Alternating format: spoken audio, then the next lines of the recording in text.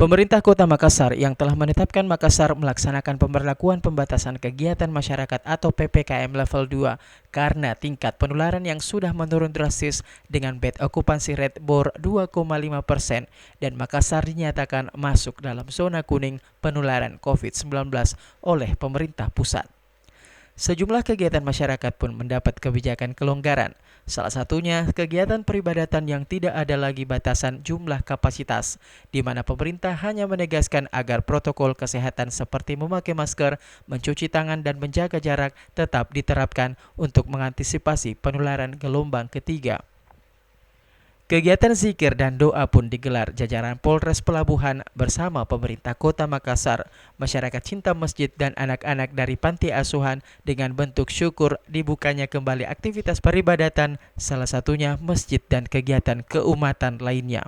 Kegiatan ini adalah bentuk wujud kesyukuran kita di mana Makassar masuk ke dalam zona kuning, ya, di mana sebelumnya kita tahu masih dalam zona merah. Jadi suatu kesyukuran di mana Makassar ini kita harapkan bisa terbebas dari COVID-19 yang selama ini terjadi, ya. Ya, saya kira itu artinya tidak ada pembatasan, tapi kita masing-masing masyarakat barangkali mempunyai kewajiban untuk tetap mempertahankan menyangkut masalah protokoler kesehatan. Nah, ini kita lakukan ya sebagai bentuk syukur, ya. Mudah-mudahan dengan zikir dan doa ini Makassar ya bisa kembali hijau dan juga kita bisa kembali hidup seperti dulu lagi, ya, hidup kembali normal, aktivitas ya sudah tidak dibatasi lagi. Nah, ini harapannya, tetapi tetap kita juga imbau jangan sampai kita terlena ataupun lalai dengan kondisi sekarang.